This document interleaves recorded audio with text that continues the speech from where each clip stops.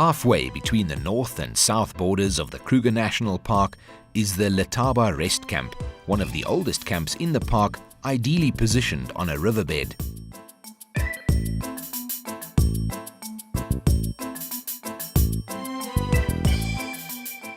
Letaba means river of sand, and it's these sand beds that make for excellent game viewing, attracting a variety of wildlife. This rest camp is most popular with elephant lovers. Elephant abound, particularly in the Letaba riverbed.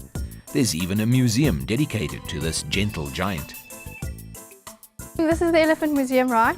And it's been opened in 1993, and it holds the Magnificent Seven. It's elephants with extremely long tusks, and currently we still have more elephants with big tusks, so that gene is, passing through. And there's Kruger is one of the few places left with these big tuskers. You do find some in KZN still, but Kruger, like I said, is one of the few places where you find them. And then the museum opened for the public to come and learn about elephants. So the museum is all about elephants, although we do use it for our purposes for education. We also have the skull room, where we have skulls and the cheetah, and we show that to our little pre-primary kids. The museum is big on education, and although you have to pay for the game drive, locals can be treated to a free lesson on the elephant. We have got two species of elephant in the world. Indian elephant and African elephant. This one has got two fingers, this one has got one finger. This one we call it a finger. This one's for the African elephant. This one's the Asian elephant or Indian elephant. Well, elephants, you get a few types, but in Kruger you have the African elephant. They can live for 65 years. You can distinguish males and females by looking at the different herd sizes, looking at their tusks and looking at their head shapes. For example, elephant bulls have round head shapes and cows have like a square, flat head. That's one example. Then they eat fruits, natural fruits that occur in Kruger, roots, bark, twigs, leaves, grass. They're extremely big, but they're awesome. They're very peaceful animals. As long as you respect them, they won't hurt you.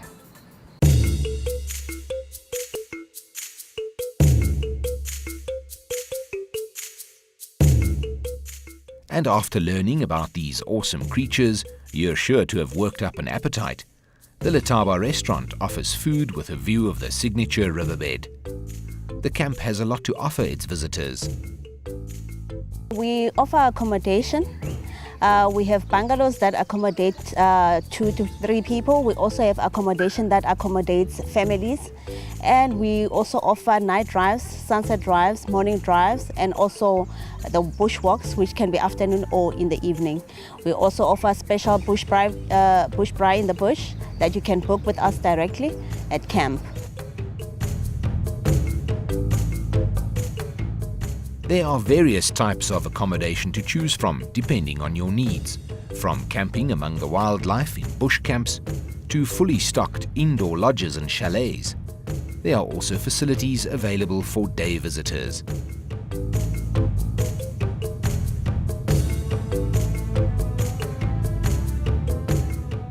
We also do provide services for day visitors who can come in for the day to have a braai or picnic and also have a swim at our private day visitor site. And obviously, the main reason anyone comes to the Kruger is the game drives. At Letaba, bushbuck, elephant, lala palm, red-headed weaver birds and the fish eagles are often spotted. But it's not just game drives that you can go on to get that bush experience. At Letaba we've got 2 different guided walks. We've got one that goes out in the morning, and one that goes out in the afternoon. The morning, or the times will change according to the season and time of year anyway. So the morning one is a little bit longer than the afternoon one. Morning walks are typically about 3 to 4 hours. So yeah, with the walks, we don't normally walk straight from the camp. We use the vehicle to get out a little bit. We've got a number of different walking areas that we use, so there's no real criteria. It's just you know, whatever you feel like walking on the day.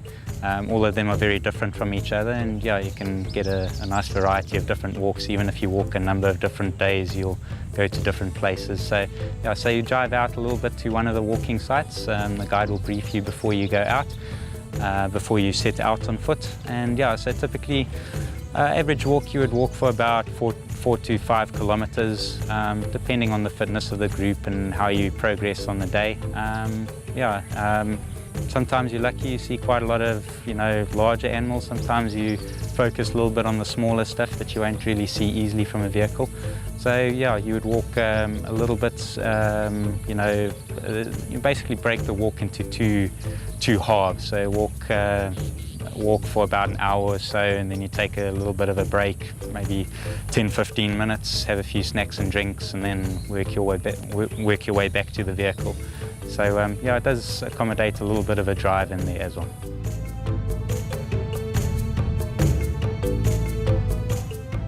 Spending the day in the outdoors, taking in the fresh air and the vast open spaces is worlds apart from the busy office-bound city life. Being a tour guide might seem like an attractive career move. John sheds some light on exactly what that involves. The head guide, basically, he's in charge of the guided activities within the camp. So he sort of decides with the guides that he's working with who does what activity on a daily basis, plans for that activity, and then the head guide himself must be able to conduct each of the activities, especially the lead rifle activities, first rifle walks, and then of course with the position comes a little bit of administration as well. But it's yeah, it's basically coordinating all the activities in the camp.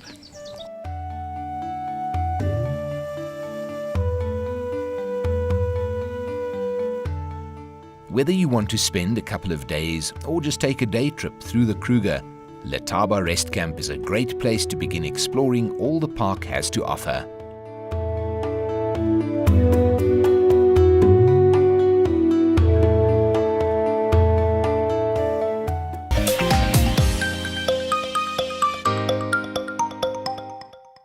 Those elephants really are magnificent. Now voted the best camp, Oliphant has a little something extra that makes it stand out. Let's find out what that is. A short drive from Letaba Camp, perched on the top of a hill looking downstream, is Oliphant's Rest Camp. The views from the camp are incredible. Little wonder that locals call it the window to Africa. Arriving at this camp, you'll be greeted by friendly staff, willing and equipped to help you plan your stay. They mostly like the night drive because you're not allowed to drive at night. So they like to see what goes on at night because they're not allowed to. So, and mostly we've got the mountain biking. They also like that a lot because it's a different experience, like biking in the park. It's not something that you normally do. And then walking in the park as well, in the bush, in between the animals. So it's a great experience, something different. At the curio store, you will find authentic items made at the Kruger National Park.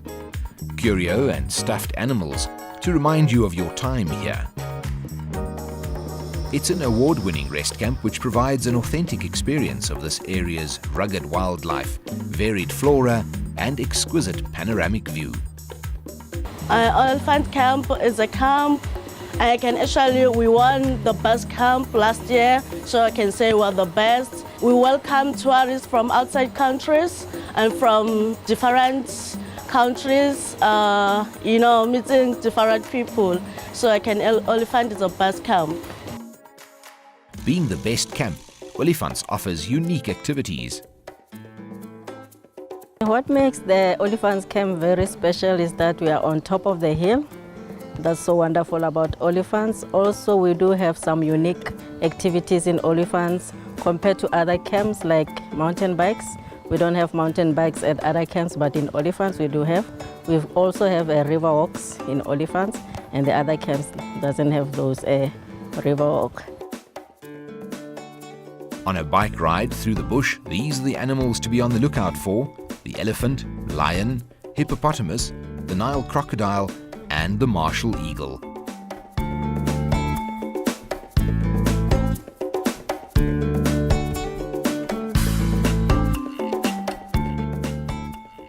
If you're planning on staying over at the camp, there's no shortage of accommodation. Located high above the river, the rooms have superb views of the area. Okay, Oliphants has got about 109 units with 266 beds that we have. And then as you see at the moment, we are busy upgrading some of the units. 80% of the camp are units without a kitchen.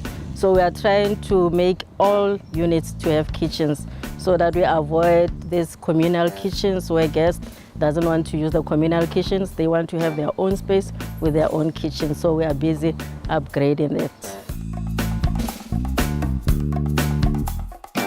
Another feature of the camp that is not unique to it but is pretty special nevertheless is the nighttime bush braai.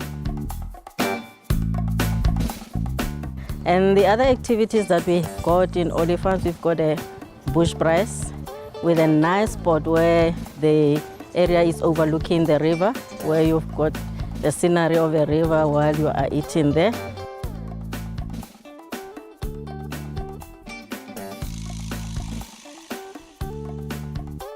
While enjoying a classic South African braai under the night sky after a scenic game drive, it's easy to see why Oliphant's Rest Camp is one of the best in the park.